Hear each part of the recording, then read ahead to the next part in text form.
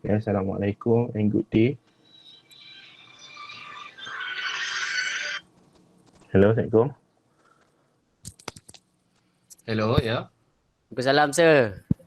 Ya. Waalaikumsalam warahmatullahi wabarakatuh. Saya. Ni call saya ke?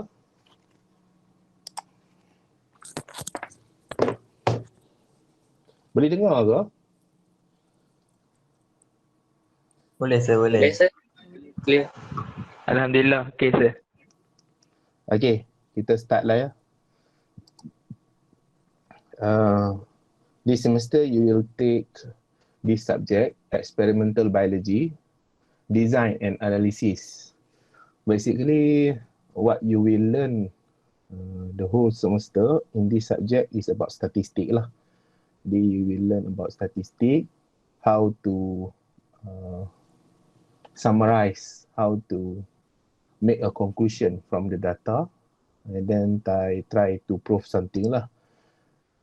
Of course, we have about 10 chapter, if I'm not mistaken. And during this 10 chapter, you will see that how you can understand the data. This subject is very important for your research, especially untuk kamu punya research. Tapi malangnya disebabkan oleh COVID ni, maybe you will analyze the research paper sahaja. Jadi not too much on the data analysis lah. Okay, we start our lesson on chapter 1. The nature of statistics and probability. If you have question, you can ask of course at the chat lah. Kamu tak perlu jawab pun tak apalah, kamu tulis je kat chat tu. Nanti saya baca lah. Okay. Kalau tak dengar pun boleh beritahu, kalau ada masalah pun boleh beritahu lah dekat ruangan chat tu. Okay, chapter 1, the nature of statistics and probability. Very important word dekat sini, key point dia adalah statistik. Jadi statistik ni dia ada statistik yang ada S. Okay, statistik with S. Jadi statistik with S ni dia basically on the subject itself. Dia ada satu lagi statistik yang tidak ada S. Okay, dia no S, tidak ada S. Yang tidak ada S tu kamu cari sendirilah. Yang ada S ni kita akan bincangkan. What is statistic? Statistic is science conducting studies. Dia science conducting studies to collect, organize, summarize, analyze, draw conclusion from the data. Jadi kita pastinya kena ada data. Kena ada data. Data ni how we get the data from our experiment. From our eksperimen lah kan kalau biology student. Kalau macam social science student, dia basically dia get the data from the questionnaire. Kalau macam industrial punya student, statistical industry ataupun engineering, maybe come from the factory. Kalau dia apa lagi ya? Kalau dia on the human study untuk manusia, kemungkinan dia data daripada census, from the banci lah census. Jadi all the data ni dia ada proses to collect the data. Jadi proses to collect the data ni dia ada dia punya scientific method dia, how you can collect the data. It's not the easy process. Jadi the first one ni, collection of the data ni, dia mesti melibatkan experimental design. Okay. Di sini dia ada experimental design. Jadi experimental design tu macam mana kita nak carry out the experiment supaya dia tidak ada bias, supaya it valid, the data it valid. Contohnya macam social science student tadi, dia buat questionnaire. Jadi buat questionnaire pun bukan sesuka hati dia boleh buat questionnaire. Dia kena ada dia punya method, dia need to follow the method how to construct the questionnaire. Dia ada validity, dia ada reliability, dia kena check consistency, ada macam-macam. Sama juga untuk science student, dia ada method how to collect the data from the experiment. Jadi dia kena ada experimental design, kena design the experiment tu macam mana dia nak carry out. Berapa replication dia nak buat. Ada randomization atau tidak.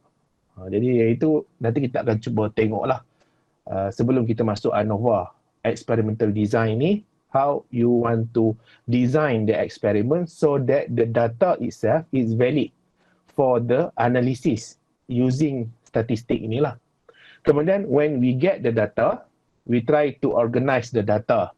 Why we organize the data? So that it will be much easier for us to understand, to come up with the conclusion, to come up with the summarization about the data. Jadi kalau data, selalunya student biology ni tak ada masalah sangat. Nak organize data ni sebab data kita sikit saja. Maybe about not more than 20. Data tak banyak lah, lebih kurang 20 ke 30 data kita nak analyze that amount of data. Jadi dia tak perlu terlalu complicated sangat proses dia. Tapi ada certain field, they have large data set. Bila ada large data set, they need to use certain ways to organize the data. Jadi, kamu ada belajar data mining kan? Kamu guna Weka kalau tak salah. Saya pun ada belajar juga Weka ni. Jadi data mining tu, dia involve large data set. Large ni bukan, large tu satu lah. Satu lagi kita panggil big data set. Bila sebut big ni, dia millions of data set. Contohnya macam census data, data banci. Sekarang ni ada banyak banci-banci ni kan. Jadi data banci ni dia bukan data yang melibatkan 20-30 orang saja. Kalau penduduk Malaysia ni boleh jadi sampai 36 juta. Kalau penduduk di China sampai 1.3 bilion. Penduduk di India sampai pun 1.1 bilion. Bilion data set. Okay. Kenapa dia nak kena ada, nak kena tengok sampai bilion data set ni? Sebab kadang-kadang ada company-company tertentu, dia nak buat projection. Dia nak buat prediction. Future market dia macam mana. Daripada billion of data ni, dia mining ni maksudnya dia gali ke apa tau, lombong. Okey. Jadi kita buat lombong emas ni sebab kita nak dapatkan emas tu daripada cebisan-cebisan tanah, daripada batu-batu, daripada kerikil-kerikil, daripada air tu kita nak asingkan nak dapatkan emas tu. Sama juga data mining ni, untuk large company, dia kena ada dia punya data mining system dia sendiri supaya dia dapat maklumat on future generation ni apa kehendak dia. Contohnya in future generation dia nak dia nak air yang macam mana. Jadi dia design lah air yang macam tu supaya nanti in future akan ramai orang beli produk dia. Sama juga macam kamu pergi pasar raya. Kamu pergi pasar raya, dia ada bonus card apa semua tu. Kadang-kadang bila kamu beli, kamu bagi kat dia, dia scan. Jadi bila dia scan, dalam scanning dia tu, dia ada data kamu. Maklumat kamu tinggal kat mana. Jadi dia akan tengoklah, kamu punya purchasing tu, kamu purchase apa. Contohnya kamu ni umur 20 tahun. Jadi, kamu tinggal di sini. Tempat tu lah, jauh tak daripada pasar raya dia. Kalau tak jauh ke, dia ada dia punya kategori lah. Kemudian dia tengok kamu punya purchasing tu banyak mana. Jadi kalau kawasan pasar raya tu ada banyak orang yang berusia 20 tahun, jadi kemungkinan dia akan tinggikan contohnya baju yang trendy yang untuk orang usia 20 tahun.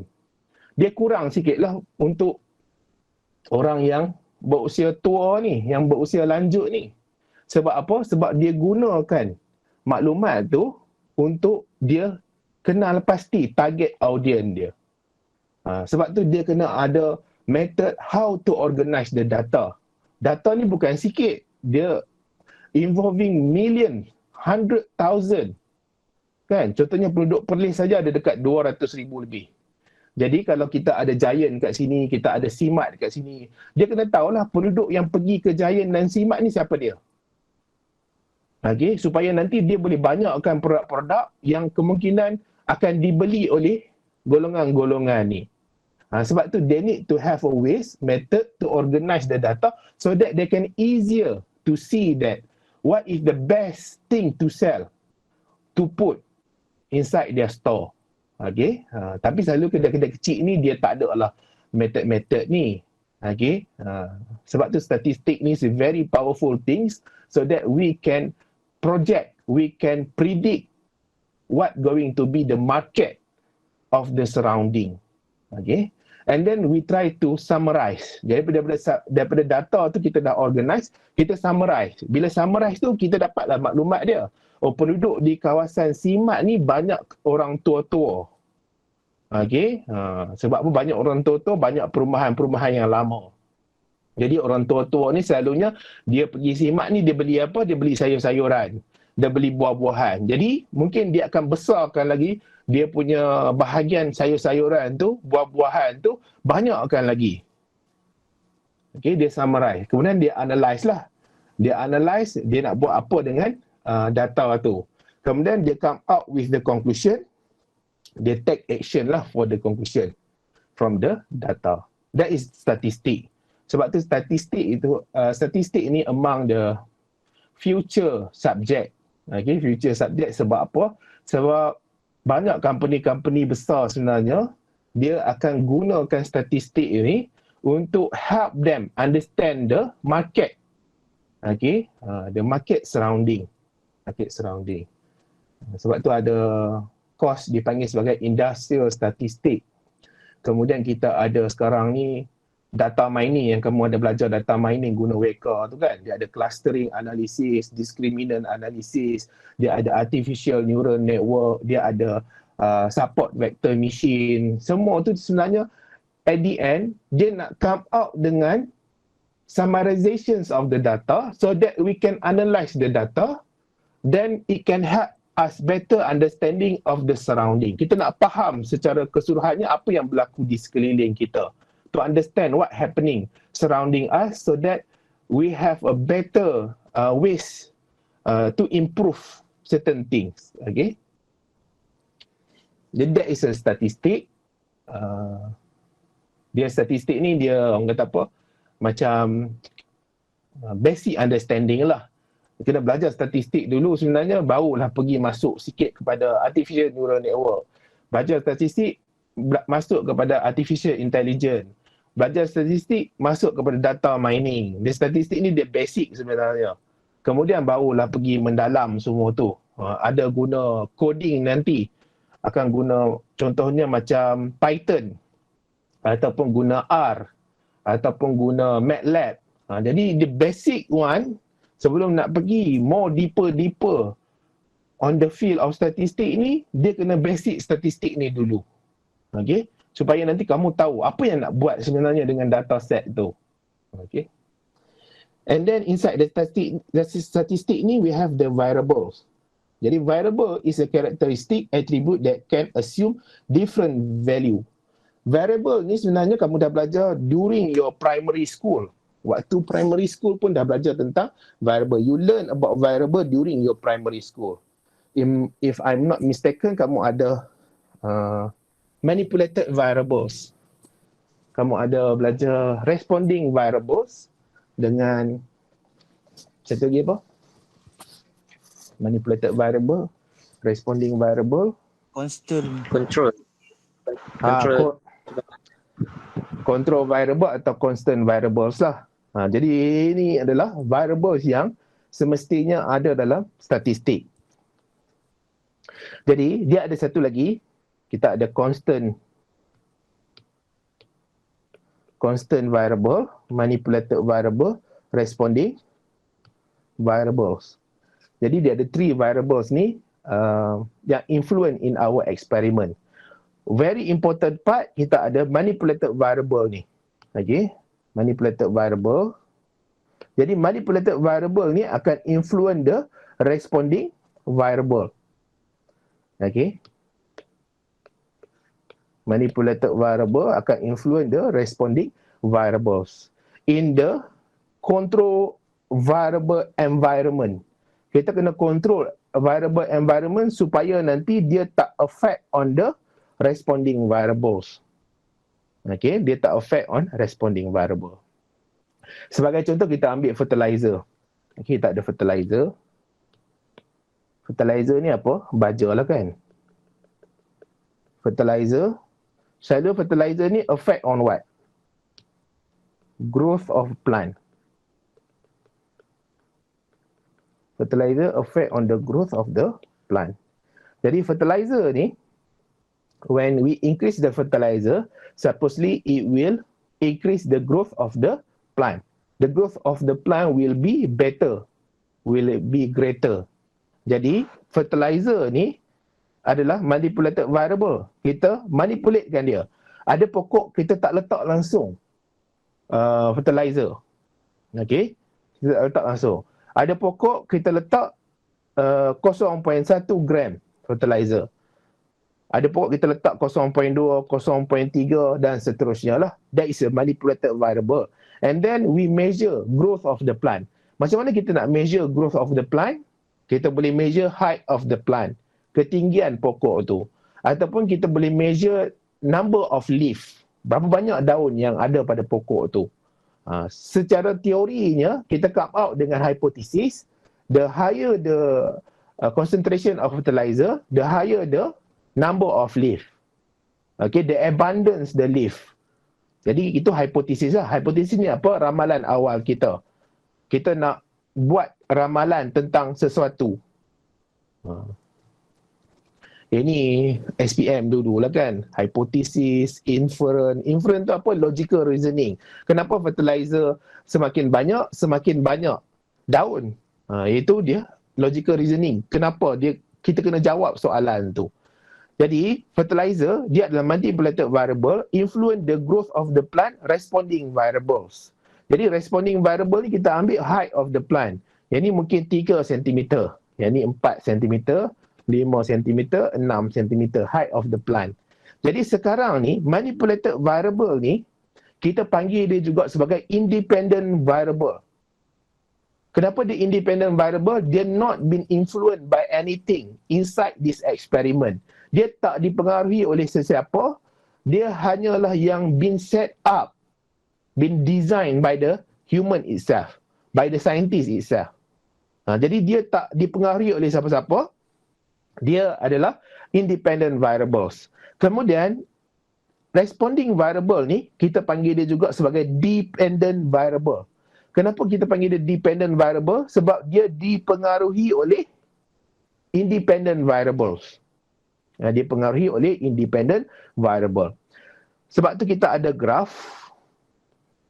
Okay. Kita ada y-axis, kita ada x-axis. Y-axis, x-axis.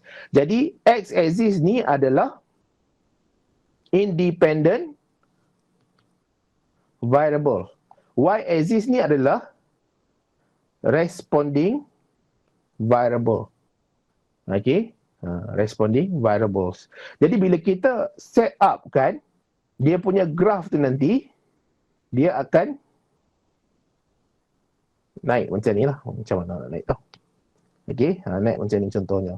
Sebab A ni kosong, kita ada 0.1, kita ada 0.2, 0.3. Jadi, the higher the value of the fertilizer, concentration of fertilizer, the higher the height of the plant. Jadi, kamu nampak tak? Sekarang ni ada relationship. Relationship antara independent variable dengan responding variable. Independent variable represent by x-axis.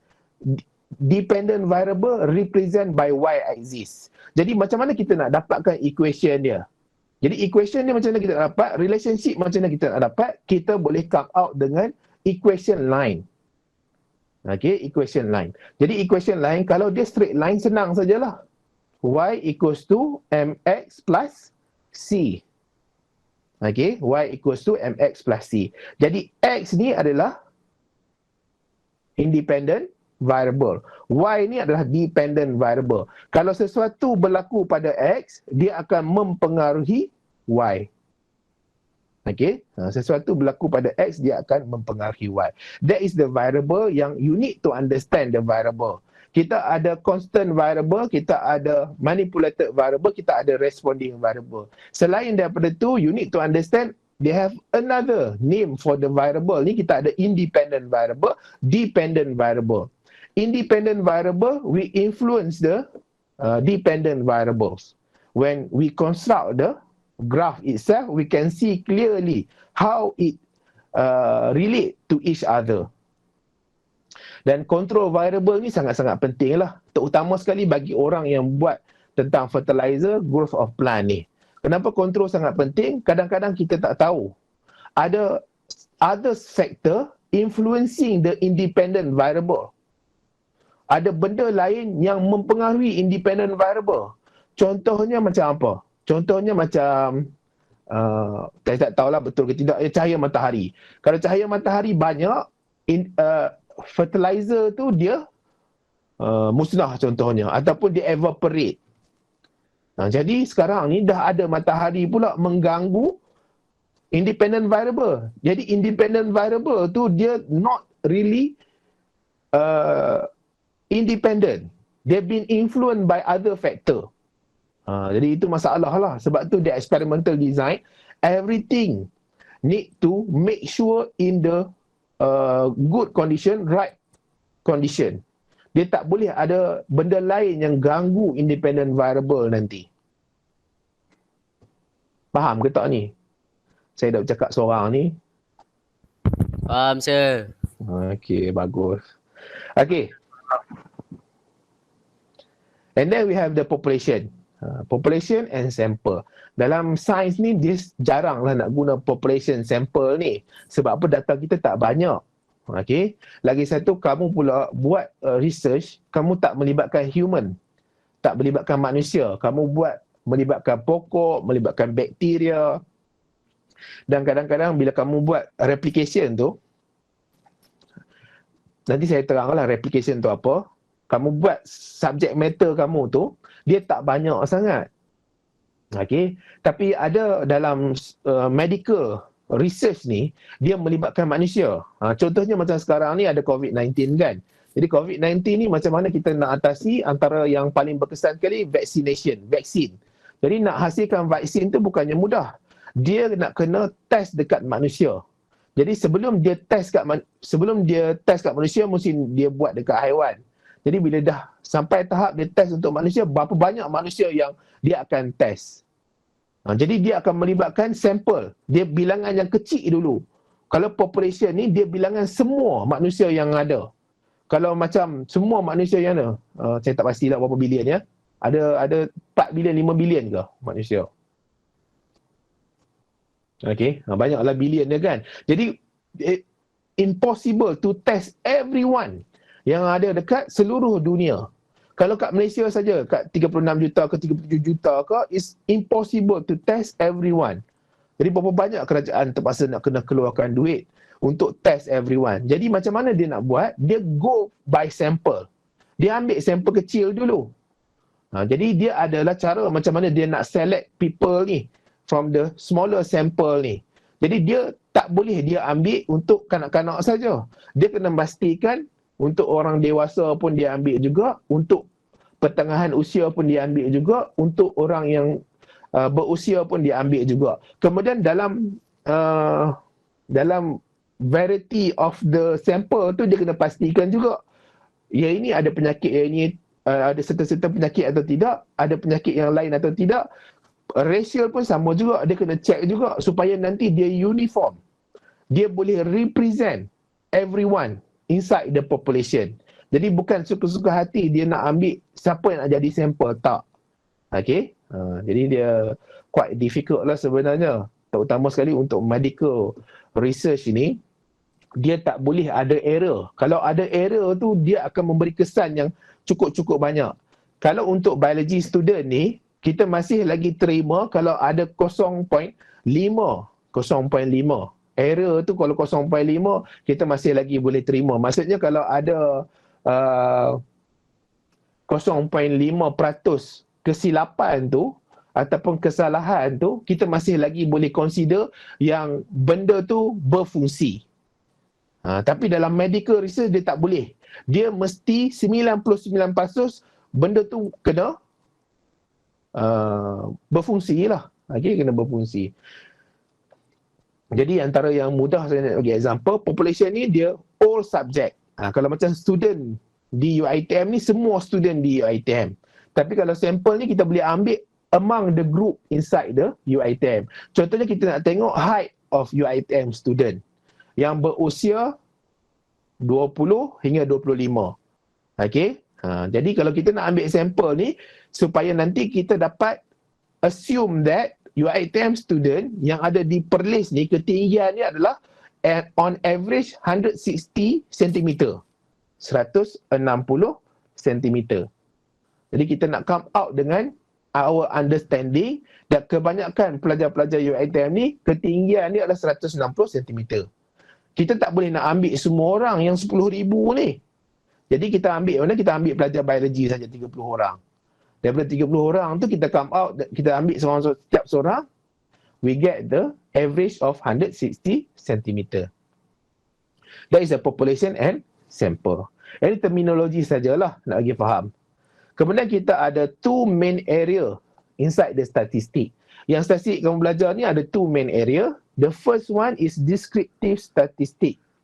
Descriptive statistic ni dia much more simple compared to the inferential statistic. Dia tak susah sangat. Yang ni kamu dah belajar dulu waktu sekolah rendah belajar, sekolah menengah belajar, kemudian masuk mungkin matrikulasi pun belajar juga tentang descriptive statistic ni. Kita showing the data in simple way sahaja. Okay, data tu kita tunjuk dalam keadaan yang mudah sahaja. Keadaan ni contohnya apa? Contohnya kita tambah, kita find average. Find average. Average tu, mean tu adalah descriptive statistik lah. Ataupun kita buat guna median. Kita nak cari central tendency dia. Dia punya titik pertengahan paling banyak sekali orang berada di mana, kita guna median. Jadi cari median lah. Ataupun kita tak nak guna median, kita guna mode. Kita guna mode. Ataupun kita nak buat dalam in beautiful way ataupun presentable way. Kita tak nak guna mean, mode, median ni, kita buat graph. Jadi we construct the graph. Construct the OGIF, histogram, box plot, stem and leaf plot, macam-macam lah. Jadi among the highest usage of the graph ni, sama ada kita guna box plot atau histogram. Dua ni lah. Okay, box plot atau histogram. Itu banyak lah dalam data statistik ni, memang banyak guna histogram atau box plot. Ataupun dalam census data, dia ada banyak guna pie chart. Okay, pie chart atau bar chart lah. Okay, descriptive statistik ni dia involve the collections of the data, organization of data, summarization of the data, presentation of the data. Jadi dia tak susah sangat. Nanti kita tengoklah setiap satu mean, mode, median ni ulang kaji lah. Ni revise balik saja apa yang kamu dah belajar dulu waktu sebelum-sebelum ni. Okay.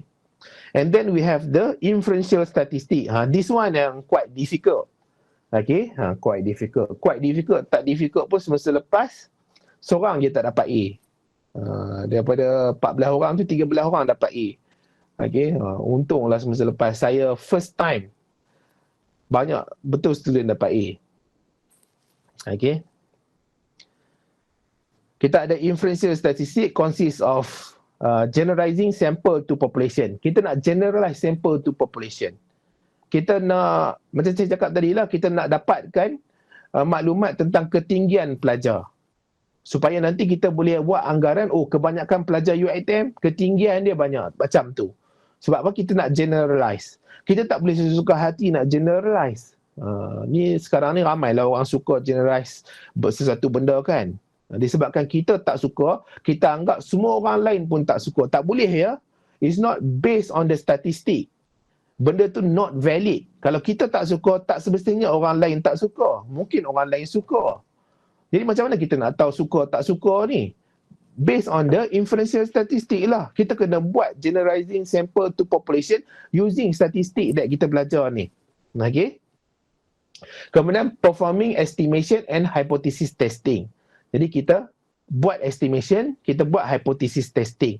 Jadi kita ada hypothesis kita lain dengan yang previous dataset. Dataset bagi tahu pelajar biologi 160 cm. Tapi bila kita datang new group, kita tak rasa ada 160. Kita tengok semua orang tinggi je. Okay, kemungkinan dia ada deviate from the previous dataset. Kita bagi tahu yang new batch of the biological student have higher height compared to the current dataset. Jadi sekarang ni kita ada hipotesis lah sekarang ni. Kita punya ramalan awal daripada kita punya pemerhatian bahawa pelajar sekarang yang baru masuk semua tinggi-tinggi. Jadi macam mana kita nak buktikan? Using the inferential statistic. Jadi kalau inferential statistic bagi tahu tak sama, maka kita buktikan secara statistiknya tak sama. Maksudnya pelajar yang baru kemungkinan lagi tinggi ataupun lagi rendah. Kita buktikan secara statistik. Tak boleh secara pandang kasar kita saja tak boleh. From our rough eye saja pun dia tak valid kita panggil. Kita ni siapa tiba-tiba nak kata macam tu kan? Kita buat eksperimen apa nak buktikan yang pelajar baru lagi tinggi. Tak boleh kita nak assume based on our feeling. Our feeling is not valid. Feeling, emotional, value semua tu not valid kalau melibatkan statistik. Jadi melibatkan statistik, involve statistik, there must be a data set so that we can prove whether our hypothesis, our assumption right or wrong. And then we need to determining the relationship among the variable. Yang macam saya tunjuk hari ini, kita nak tengok relationship between the variables. Nanti kamu akan belajar tentang product moment Pearson correlation, PPMC. Okay, product apa saya sebut tadi lupa dah. Pearson correlation lah. Okay. Pearson correlation ni dia boleh come out dengan strength of the relationship. Kita wakilkan dia dengan R. Jadi R ni dia boleh daripada negatif 1 kepada 1. Jadi contohnya R equals to 1. Jadi bila dia R equals to 1 maksudnya they have a strong relationship. Semakin tinggi baja, semakin tinggi height of the plant. Jadi dia have a strong relationship. Dia boleh jadi juga negative relationship. Semakin banyak tidur, semakin teruk exam result. Kan? Contohnya lah. Dia terbalik. Dia tak selari. Macam mana nak buat? Dia tak selari. Okay? Yang negative relationship tu, dia terbalik. Okay, dia terbalik. Kemudian making prediction. Yang ni yang selalunya statistik ni very important. Sebab apa very important? Sebab kita nak make a prediction. Kita nak tahu in future what will happen. Contohnya macam sekarang ni. Okay. Airlines kan. Airlines sekarang ni sangat-sangat teruk lah. Sebab apa? Orang tak pergi melancong ke tempat-tempat lain lah. Orang tak guna dah penerbangan ni. Jadi bila orang tak guna penerbangan, in future what will happen? Sama ada dia nak kena jual ke, dia nak kena tutup ke, dia nak kena isytihar bankrupt ke, supaya dia kalau kerugian dia tak terlampau sangat. Ataupun dia nak survive lagi. Dia nak tahan sekejap supaya nanti kemungkinan airline tu akan bertambah bagus. Okay? Jadi dia daripada data set ni dia boleh make a prediction. Jadi prediction ni kadang-kadang dia very complicated and very volatile. Okay? Okay, very volatile. Volatile maksudnya apa? Dia dipengaruhi secara cepat ni oleh sesuatu.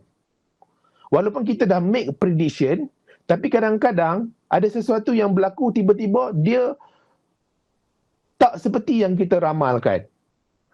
Maksudnya dia ada very important factor that happen that currently yang menyebabkan prediction kita wrong prediction. Sebab tu dia volatile lah. Ni selalunya orang yang belajar stock market. Okay, saham-saham ni dia tahulah tentang volatility of the market value ni. Okay. Jadi itu two main area. Kita ada descriptive statistic and inferential statistic. Kamu ada soalan boleh tanya ya. Mana atau tak faham ke, saya boleh ulang, tak ada masalah. Okay. Bolehlah ulang 2-3 kali. Tapi nak suruh ulang sampai 4-5 kali tu tak mampulah saya. Okay. If you have difficulty in understanding certain part, you can ask lah. Okay. Ataupun duk lena semua orang petang-petang ni. Okay. And then we have the data. Data ni kita ada qualitative data, qualitative variables, data punya kategori. Kita ada quantitative variables. Kemudian kita ada other classification measurement scale. Qualitative data ni dia basically based on the something that we cannot divide it. Dia rigid, dia macam tu sahaja. Contohnya macam gender. Gender ni ada dua sajalah. Biologically gender ada dua saja ya. Dalam scientific world ni ada dua gender sahaja. Sama ada dia male atau dia female. Dalam secara sains lah. Kalau dia male, untuk humans lah ya, saya tak cerita kepada haiwan. Haiwan ni dia gender ni dia quite complicated juga. Okay. Untuk yang manusia ni ada dua saja basically, sama ada dia XX atau XY. Dua saja. Haiwan dia lain. Haiwan kadang-kadang dia X sahaja. Kadang-kadang dia XX, kadang-kadang dia XY, kadang dia Y saja kalau tak salah saya ada juga. Okey, haiwan tu tak ceritalah. Tapi untuk manusia ni, kalau dia tak melibatkan chromosomal mutation, dia mesti dalam dua keadaan ni, sama ada XX atau XY. Okey, walaupun sekarang ni dunia dah penin lah ya. Dekat barat sekarang ni ada transgender lah, ada male transgender. Dia ada male transgender, dia ada female transgender, dia ada binary, dia ada genderless, dia ada gender diaspora, macam-macam lah. Okay? Semua nak hak sama rata. Yang transgender woman ni, yang lelaki jadi perempuan ni, dia nak semua keistimewaan perempuan lah. Jadi macam-macam lah dia punya keadaan dia tu. Okay? Tak nak cerita, saya pun tak faham sangat dia tu. Tapi biologically ada dua saja, iaitu male dengan female. Okey, male dengan female. Jadi kita tak boleh nak asingkan, pisahkan dia dua.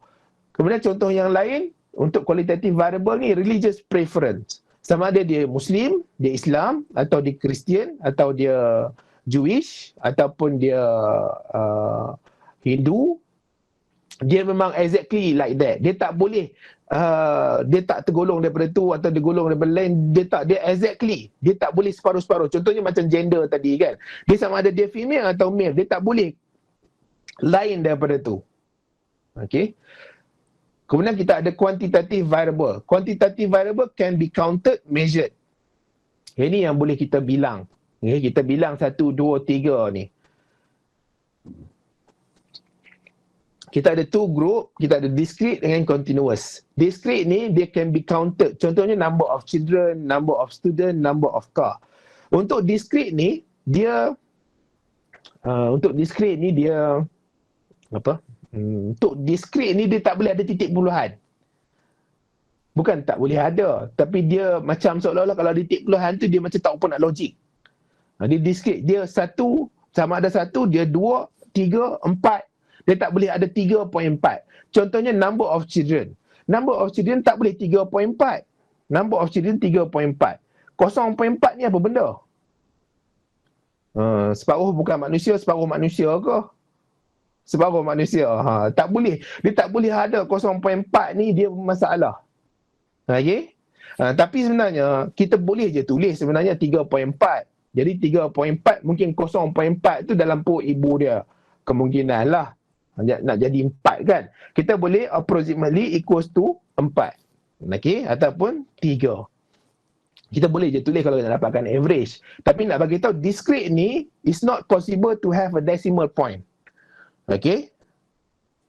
Boleh faham tak ni? Boleh, saya boleh. Okay, continuous. Continuous ni kita ada decimal point lah. Dia boleh dalam bentuk fraction, decimal, tak ada masalah. Contoh yang paling mudah sekali yang boleh bentuk decimal ni, temperature. Temperature boleh bentuk decimal. Temperature, height boleh bentuk decimal. Decimal titik puluhan lah kan. Nanti kamu tak tahu pula decimal tu apa. Decimal, fraction, percentage. Kena tahu bezakan ni. Ada belajar dulu waktu sekolah kan. 0.1 nak tukar jadi percentage macam mana? 1 per percentage pula fraction. 1 per berapa? 10 ya. Nak tukar jadi percentage, kita ada 10%. Okay? Jadi you need to know lah. Yang ni pun tak tahu nak convert macam ni, masalah jugalah kan. Kemudian kita ada other measurement scale. Okay? Other measurement scale ni, sekejap banyak orang saya bercakap ni. Okay, other measurement scale ni, selalunya measurement scale ni digunakan dalam SPSS. Okay, digunakan dalam SPSS. SPSS. Banyak pula ada S dia. SPSS. Jadi SPSS ni, kita akan belajar lah tentang SPSS ni, macam mana kita nak guna, macam mana kita nak insert the data inside the SPSS, macam mana kita nak buat yang dua type of statistik ni. Kita nak buat yang descriptive statistik, inferential statistik using SPSS. Jadi sebelum kita nak guna SPSS, kita kena tahu data kita tu jenis apa. What type of data that we have. Sama ada the nominal level. Nominal level ni mudah lah. Dia macam yang tadi kualitatif ni, variable. Nominal level ni gender. Gender is nominal level. Sama ada dia male atau female. Kita dalam kelas, contohnya kelas kamu ni, Bio 610. Jadi, kita ada 15 female. Kita ada 10 male. Jadi, exactly, kita ada number yang macam tu. Dia tidak ada berat.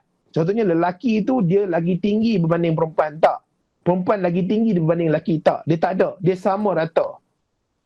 Okey? Dia sama rata. Boleh ya. Jadi contohnya macam gender eye color. Eye color, warna hitam dengan warna biru. Dia sama berat. Dia tak boleh biru tu lagi berat berbanding dengan hitam. Kemudian ordinal level ni, dia ada rank. Dia ada pemberat dia. Maksudnya ada certain level, dia are much better, much higher compared to other level. Contohnya macam kita kalau jawab soalan questionnaire tu kan.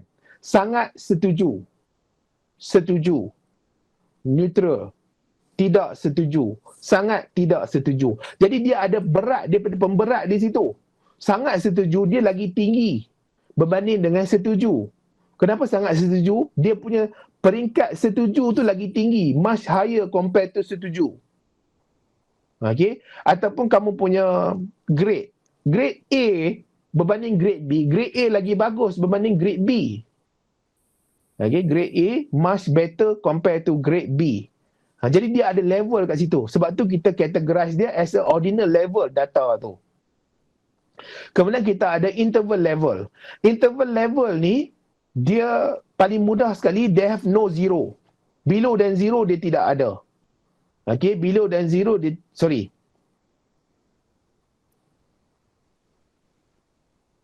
Sekejap saya ingat balik. Dia below dan zero dia tidak ada. Sorry. Untuk interval ni dia boleh below dan zero. Okey, dia boleh below dan zero. Tapi untuk ratio level ni dia tak boleh below dan zero. Contohnya macam interval level ni kita ada temperature. Temperature ni dia boleh tak bawah daripada kosong? Boleh lah kan? Dia boleh negatif 27. Dia boleh negatif 15. Dia boleh below dan zero. Kemudian untuk ratio level ni, dia tak boleh below dan zero. Contohnya macam ratio level ni kita ada age. Ada tak orang usia bawah daripada kosong? Usia dia negatif 15. Okey? Saya pun tak dah dengar lah orang usia negatif 15 kan. Ataupun height, ketinggian. Ketinggian boleh tak negatif 17 cm? Macam mana boleh jadi negatif 17 pula ketinggian? Ataupun dia terlalu ringan sangat, weight dia negatif 50. Hampir tak ada berat langsung, berat dia jadi negatif. Tak ada kan? Jadi ratio level tu, dia no negative value. Interval level ni dia boleh ada negatif. Kemudian kita ada data collection and sampling technique. Kita ada random sampling technique, systematic sampling, stratified sampling, cluster sampling, convenient sampling. Nanti kita akan juga belajar tentang experimental design. Okay, untuk experimental design ni, I will going to explain to you before we enter topic ANOVA. Okay, before we enter topic ANOVA lah. ANOVA, analysis of variance.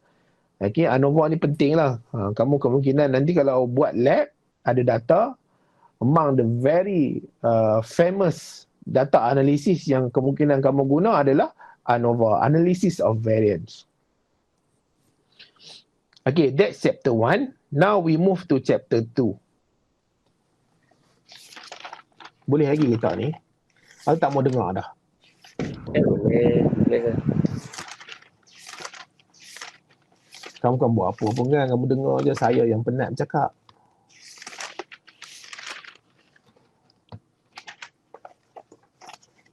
Okay.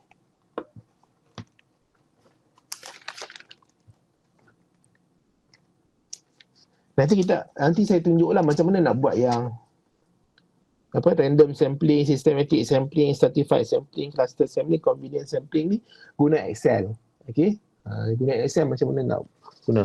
Nanti kita akan guna kod sikit lah. Okay? Apa tu? Dalam kurungan kod. Okay?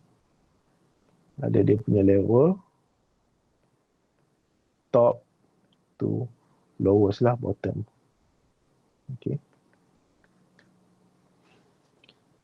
RAM between. Salah pula dia punya kod dia. RAM between. Ni Excel punya coding lah. Nanti kita tengok lah. Kemudian kita ada